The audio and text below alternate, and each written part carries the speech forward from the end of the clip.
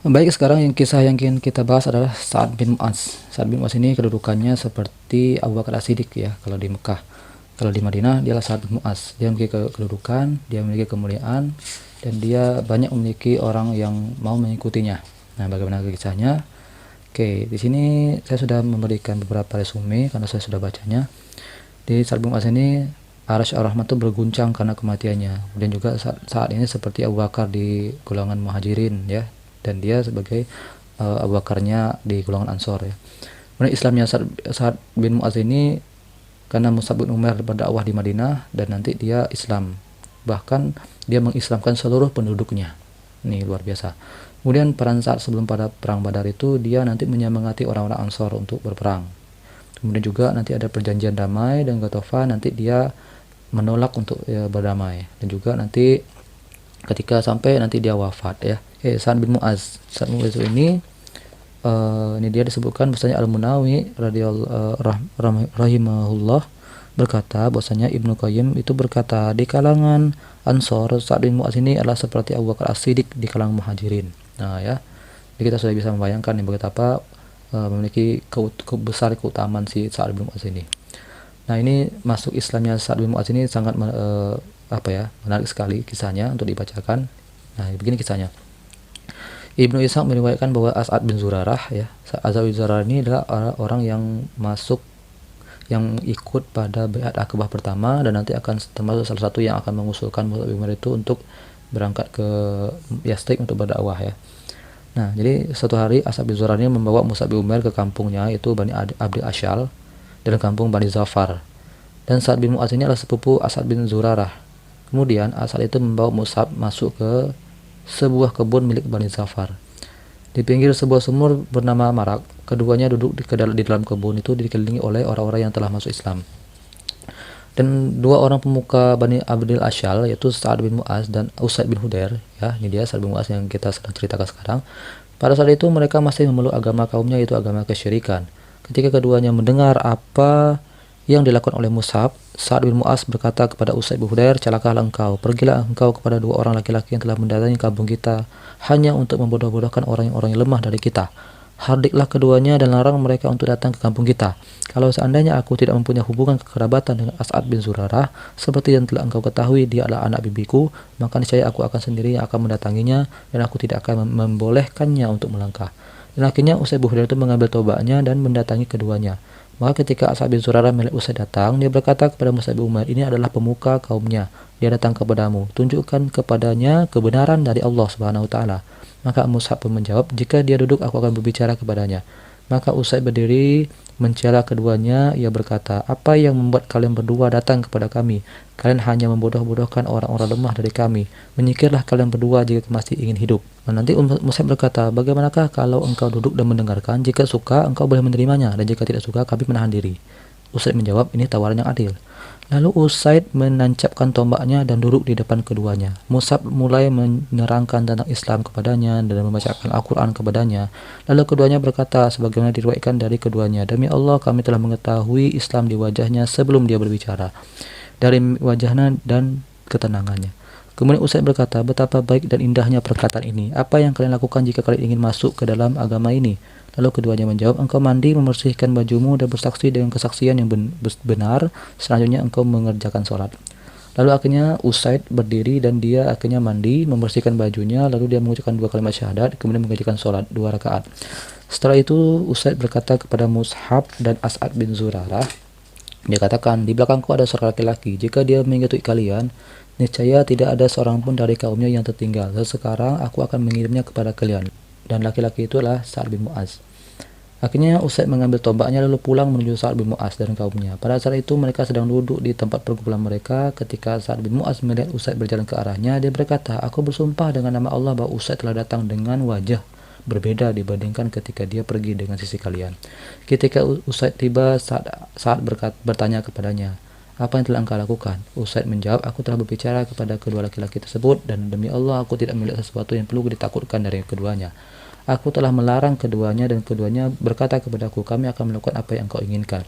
Aku telah mendengar bahwa Bani Harisah telah pergi kepada As'ad bin Zurarah untuk membunuhnya. Mereka tahu bahwa As'ad adalah sepupumu, mereka ingin mengkhianatimu. Akhirnya Sa'ad bin Mu'adz itu berdiri sambil marah. Dia khawatir Bani Haritha akan melakukan terhadap As'ad seperti yang dikatakan oleh Usaid ini. Akhirnya dia mencabut tombak dari tangan Usaid, lalu dia pergi ke Mus'ab dan As'ad. Ketika dia melihat keduanya dalam keadaan tenang, lalu tahulah bahwa Usaid ini hanya ingin membawanya kepada keduanya agar mendengar dari keduanya. Jadi si Mus'ab ini si Sa'ad ini melihat, loh kok ini cuma tenang saja, Mus'ab dan As'ad ini kok tenang saja. Lalu dia sadar bahwasanya Usaid itu cuma untuk membawanya saja. Akhirnya dia berdiri mencela keduanya lalu berkata kepada As'ad bin Zurarah, "Wahai Abu Umamah, jika di antara aku dan engkau tidak ada hubungan kekerabatan, niscaya aku tidak melakukan ini. Apakah engkau membawa yang tidak kami sukai ke kampung kami?" Maka As'ad bin Zurarah berkata kepada Mus'ab bin Umair, "Wahai Mus'ab, orang inilah pemuka kaumnya yang berada di belakangnya. Jika dia mengikutimu, niscaya tidak ada 2 orang dari mereka yang tertinggal." Maka Mus'ab berkata kepada Sa'ad, "Mengapa engkau tidak duduk untuk mendengar? Jika ada sesuatu yang engkau ridhoi dan engkau inginkan, engkau boleh menerimanya. Jika engkau membencinya, kami akan menyingkirkan apa yang tidak engkau sukai." Maka Sa'ad menjawab, "Tawaran yang adil." Lalu dia menancapkan tombaknya dan dia duduk. Maka Mus'ab menjelaskan Islam dan membacakan Al-Quran kepadanya. Keduanya berkata, "Demi Allah, kami telah mengetahui Islam di wajahnya sebelum dia berbicara, dari raut wajahnya dan ketenangannya." Kemudian dia berkata kepada Mus'ab bin As'ad, "Apa yang kalian lakukan jika kalian ingin masuk ke dalam agama ini?" Keduanya menjawab, "Engkau mandi, membersihkan bajumu, dan bersaksi dengan kesaksian yang benar, selanjutnya mengerjakan salat." Lalu saat berdiri, dia mandi, membersihkan bajunya, lalu mengucapkan 2 kalimat syahadat. Kemudian dia mengerjakan sholat 2 rakaat. Kemudian Sa'ad mengambil tombaknya lalu pulang kepada kaumnya diikuti oleh Usaid bin Hudair.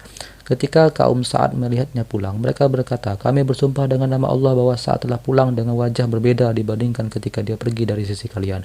Ketika Sa'ad tiba di depan mereka, dia berkata, "Wahai Bani Abdil Ashar, apa yang kalian ketahui tentang diriku?" Mereka menjawab, "Eh, Engkau adalah sayyid kami atau pemimpin kami, orang yang paling kuat silaturahimnya, paling baik pendapatnya, paling berkah jiwanya di antara kami." Lalu Sa'ad berkata, "Sesungguhnya perkataan kalian semua, laki-laki dan wanita, adalah haram atasku hingga kalian semuanya beriman kepada Allah dan Rasul-Nya."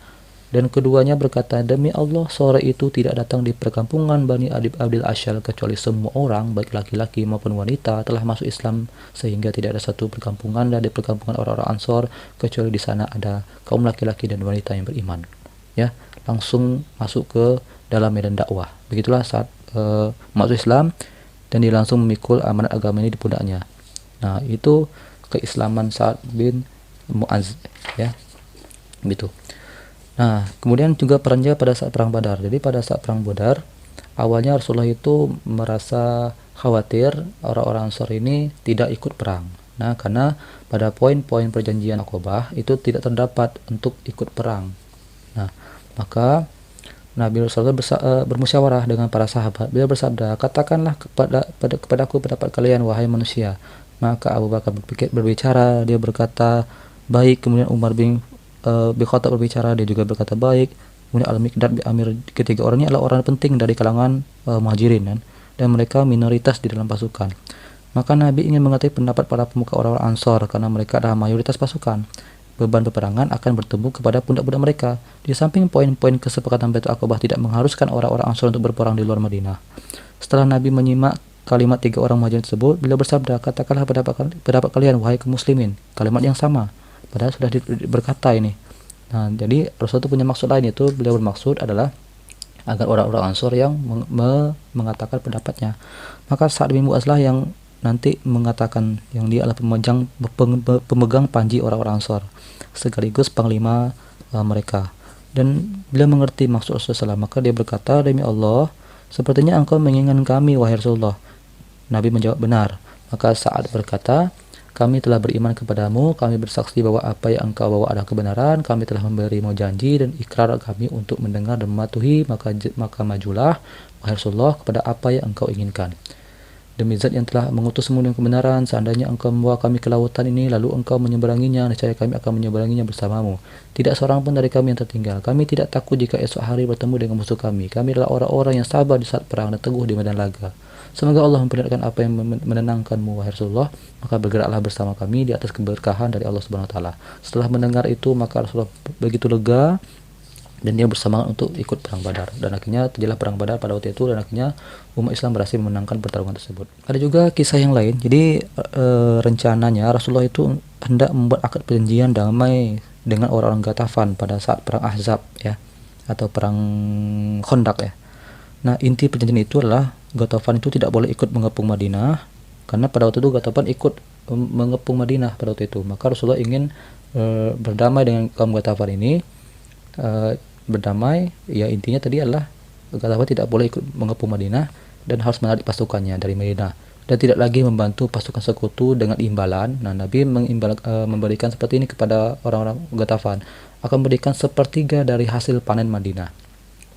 Dan akhirnya Rasulullah bermusyawarah dengan dua Sa'ad bin Mu'adz dan Sa'ad bin Ubadah. Sa'ad bin Mu'adz berkata, "Wahai Rasulullah, dulu kami dengan mereka," maksudnya dengan Ghatafan, "sama-sama di atas kesyirikan.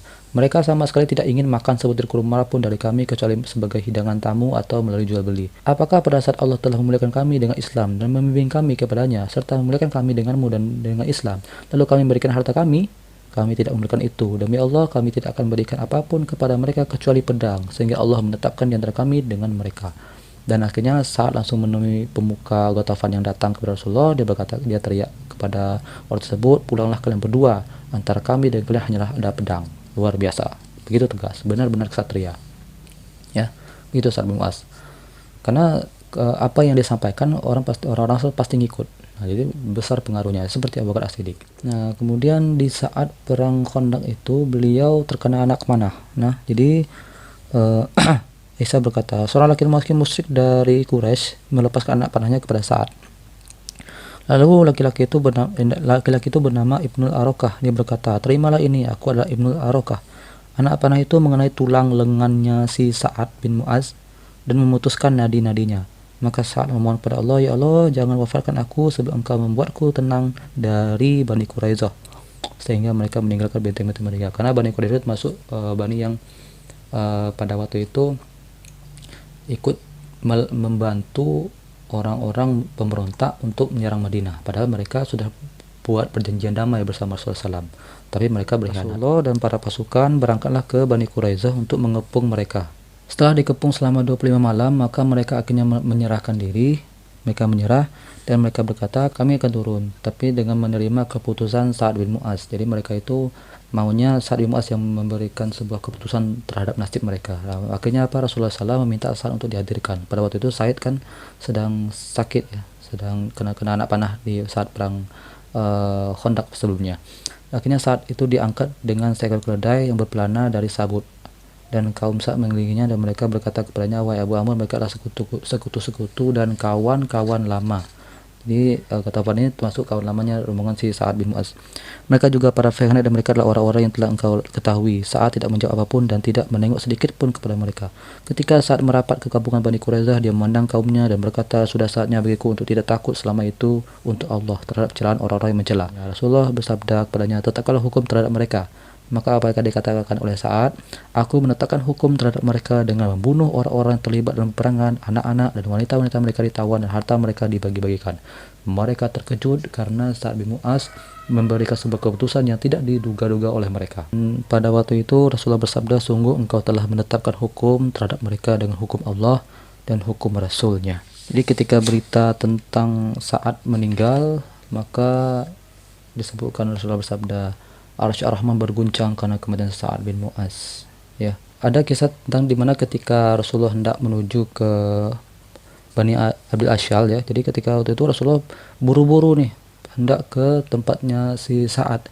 Bahkan Rasulullah mengatakan seperti ini, "Aku khawatir para malaikat mendahului kita, lalu mereka memandikannya sebagaimana mereka memandikan Hanzalah." Nah, dia khawatir malaikat itu turun dan Sa'ad bin Mu'adz sudah dimandikan atau sudah diurus oleh para malaikat seperti si Hanzalah ya. Kisahnya nanti akan kita ceritakan Hanzalah.